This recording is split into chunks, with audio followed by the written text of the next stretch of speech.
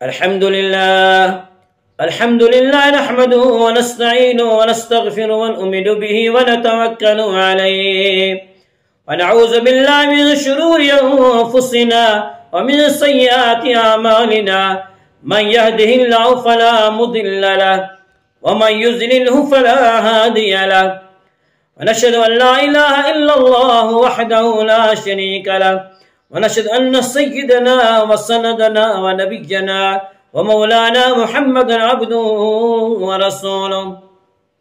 أما بعد فقد قال الله تبارك وتعالى في القرآن المجيد والفرقان الحميد: فأعوذ بالله من الشيطان الرجيم. بسم الله الرحمن الرحيم. وعهدنا إلى إبراهيم وإسماعيل أن طهرا بيتي للطائفين والعاكفين والركع السجود. وقال الله في موضع آخر: وأتموا الصيام إلى الليل ولا تباشروهن وأنتم عاكفون في المساجد. عن عائشة رضي الله تعالى عنها قالت أن النبي صلى الله عليه وسلم كان يعتكف العشر الأواخر من رمضان حتى توفاه الله، ثم اعتكف أزواجه من بعده. رواه البخاري ومسلم، أو كما قال عليه الصلاة والسلام. صدق الله صدق رسوله النبي الكريم، ونحن على ذلك لمن الشاهدين والشاكرين، والحمد لله رب العالمين. السلام علیکم ورحمۃ اللہ وبرکاتہ۔ آج رمضان المبارک کا دوسرا عشرہ ہے، اور یہ دوسرا عشرہ بھی آج ہم سے جدا ہونے جا رہا ہے، یعنی دوسرے عشرے کا آج آخری دن ہے، 20واں روزہ ہے۔ اس عشرے کے بارے میں اللہ کے نبی صلی اللہ علیہ وسلم نے فرمایا: وَأَوْسَطُهُ مَغْفِرَةٌ، کہ رمضان المبارک کا دوسرا عشرہ مغفرت کا عشرہ ہے۔ اور اب انشاءاللہ رمضان المبارک کا تیسرا اور آخری عشرہ شروع ہونے جا رہا ہے۔ رمضان المبارک اور بالخصوص رمضان المبارک کے آخری عشرے کے اعمال میں سے ایک عمل اعتکاف بھی ہے۔ اعتکاف کی حقیقت یہ ہے کہ انسان ہر طرف سے یکسو اور منقطع ہو کر صرف اللہ سے لو لگا کے اس کے در پر مسجد کے کسی کونے میں پڑ جائے، اور اللہ کی عبادت اور اسی کے ذکر و فکر میں مشغول رہے۔ یہ خواص بلکہ اخص الخواص کی عبادت ہے۔ اس عبادت کا بہترین زمانہ رمضان المبارک اور رمضان المبارک کا آخری عشرہ ہی ہو سکتا تھا، اس لیے اعتکاف کے لیے رمضان المبارک کے آخری عشرے کا انتخاب کیا گیا۔ نزول قرآن سے پہلے حضرت نبی کریم صلی اللہ علیہ وسلم کی طبیعت مبارک میں سب سے الگ اور یکسو ہو کر تنہائی میں اللہ کی عبادت اور اس کے ذکر و فکر میں مشغول ہونے کا جو بے تابانہ جذبہ پیدا ہوا تھا، جس کے نتیجے میں اللہ کے نبی صلی اللہ علیہ وسلم مسلسل کئی مہینے غار حرا میں خلوت گزینی کرتے رہے۔ یہ گویا آپ صلی اللہ علیہ وآلہ وسلم کا پہلا اعتکاف تھا، اور اسی اعتکاف میں آپ صلی اللہ علیہ وسلم کی روحانیت اس مقام پر پہنچ گئی تھی کہ آپ صلی اللہ علیہ وسلم پر قرآن مجید کا نزول شروع ہو جائے۔ چنانچہ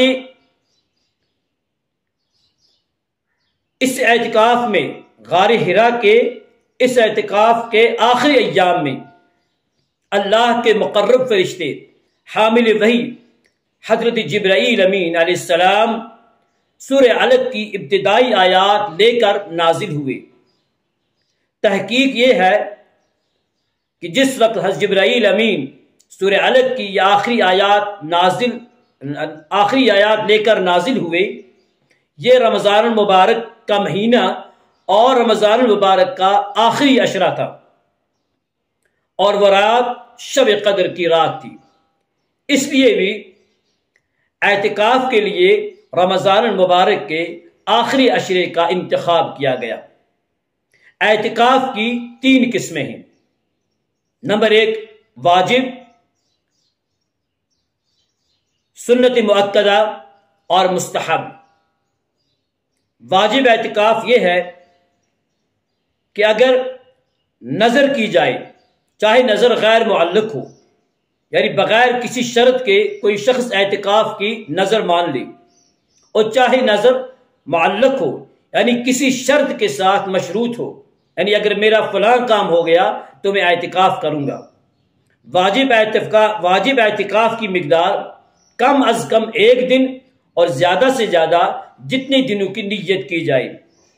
اور اعتکاف کی دوسری قسم سنت مؤکدہ ہے، جو رمضان المبارک کے آخری عشرے میں کیا جاتا ہے، اور رمضان المبارک کے آخری عشرے کا یہ اعتکاف اللہ کے نبی صلی اللہ علیہ وسلم سے بالالتزام احادیث صحیحہ سے منقول ہے۔ اور اعتکاف کی تیسری قسم ہے مستحب۔ مستحب اعتکاف یعنی رمضان المبارک کے آخری عشرے کے علاوہ کسی بھی زمانے میں، چاہے رمضان المبارک کا پھر پہلا عشرہ ہو یا دوسرا عشرہ ہو یا کوئی اور مہینہ ہو، اس اعتکاف کو مستحب اعتکاف کہتے ہیں۔ اور مستحب اعتکاف کی کوئی مقدار نہیں، یہ کم از کم 1 منٹ کا، اس سے کم کا بھی ہو سکتا ہے۔ حضرت عائشہ صدیقہ رضی اللہ تعالی عنہا سے روایت ہے، وہ فرماتی ہیں کہ ان نبی صلی اللہ علیہ وسلم كان يعتكف العشر الاواخر من رمضان حتى توفاه اللہ۔ یہ بخاری و مسلم کی حدیث ہے، متفق علیہ حدیث ہے۔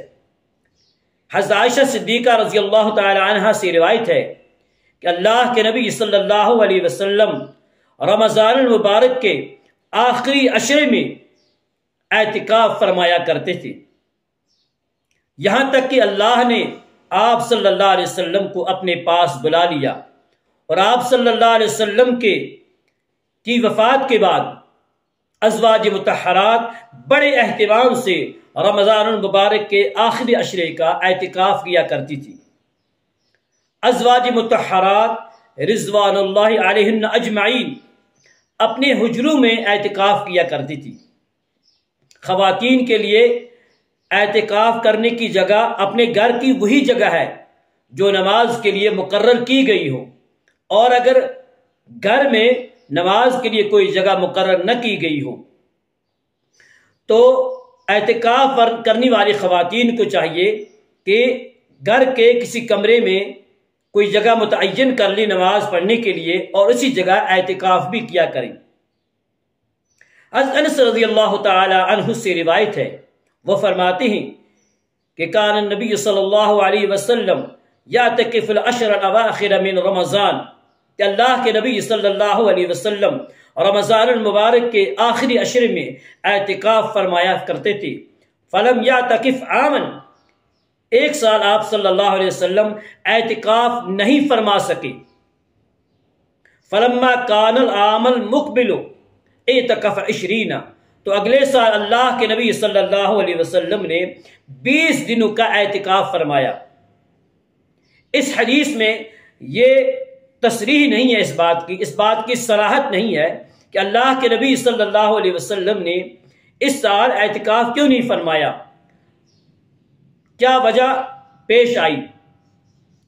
ایک دوسری حدیث حضرت ابی بن کعب رضی اللہ تعالی عنہ سے مروی ہے، اس میں اس بات کی تصریح کی گئی ہے کہ اس سال اللہ کے نبی صلی اللہ علیہ وسلم کو رمضان المبارک کے آخری عشرے میں ایک سفر درپیش آ گیا تھا، جس کی وجہ سے آپ صلی اللہ علیہ وسلم رمضان المبارک کے آخری عشرے کا اعتکاف نہیں فرما سکے، اور اگلے سال اللہ کے نبی صلی اللہ علیہ وسلم نے 10 کے بجائے 20 دنوں کا اعتکاف فرمایا۔ بخاری شریف میں حضرت ابو ہریرہ رضی اللہ تعالی عنہ سے مروی ہے کہ اللہ کے نبی صلی اللہ علیہ وسلم نے آخری رمضان میں بھی اللہ کے نبی صلی اللہ علیہ وسلم نے 10 کے بجائے 20 دنوں کا اعتکاف فرمایا۔ حضرت عائشہ صدیقہ رضی اللہ تعالی عنہا سے روایت ہے، وہ فرماتی ہیں کہ السنۃ علی المعتکف اللہ یعود مریضا، کہ معتکف کے لیے شرعی دستور اور طریقہ یہ ہے کہ وہ نہ مریض کی عیادت کو جائے، ولا یشہد جنازۃ، اور نہ نماز جنازہ میں شرکت کے لیے باہر نکلے، ولا یمس المرأۃ ولا یباشرھا، اور نہ اپنی عورت سے، اپنی بیوی سے صحبت کرے اور نہ بوس و کنار کرے، ولا یخرج لحاجۃ الا لما بد منہ، اور نہ اپنی ضرورت کے لیے مسجد سے، اعتکاف کی جگہ سے باہر نکلے سوائے ان ضروری حوائج کے جو ناگزیر ہیں، جیسے پیشاب، پخانہ وغیرہ۔ ولا اعتکاف الا بصوم، اور اعتکاف روزے کے بغیر نہیں، یعنی روزہ اعتکاف کے لیے شرط ہے۔ ولا اعتکاف الا فی مسجد جامع، اور اعتکاف مسجد جامع ہی میں ہو سکتا ہے۔ مسجد جامع سے مراد ہے یہاں وہ مسجد جس مسجد میں 5 جگانہ نماز ادا ہوتی ہو۔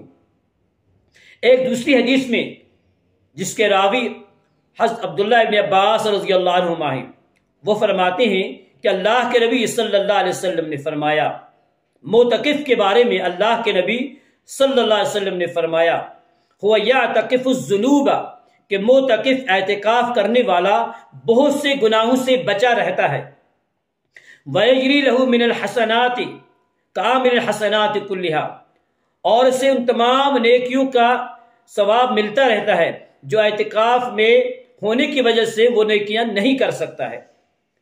یعنی بندہ جب اعتکاف کی نیت سے اپنے آپ کو مسجد میں مقید کر لیتا ہے، وہ اگرچہ اللہ کی عبادت، ذکر، اذکار اور تلاوت وغیرہ کے ذریعے سے اپنی نیکیوں میں خوب اضافہ کرتا ہے، لیکن اعتکاف میں ہونے کی وجہ سے وہ بہت سی نیکیوں سے مجبور ہو جاتا ہے۔ مثال کے طور پر وہ کسی کی نماز جنازہ میں شریک نہیں ہو سکتا، وہ کسی مریض کی عیادت اور اس کی خدمت نہیں کر سکتا، کسی میت کو غسل نہیں دے سکتا۔ تو اس حدیث پاک میں اللہ کے نبی صلی اللہ علیہ وسلم نے معتکف کو، اعتکاف کرنے والے کو خوشخبری دی ہے کہ اس کے نام اعمال میں، اس کے صحیفہ اعمال میں، اس کے حساب میں اللہ کے حکم سے وہ تمام نیکیاں لکھی جاتی ہیں جو نیکیاں وہ اعتکاف کے میں ہونے کی وجہ سے نہیں کر سکتا۔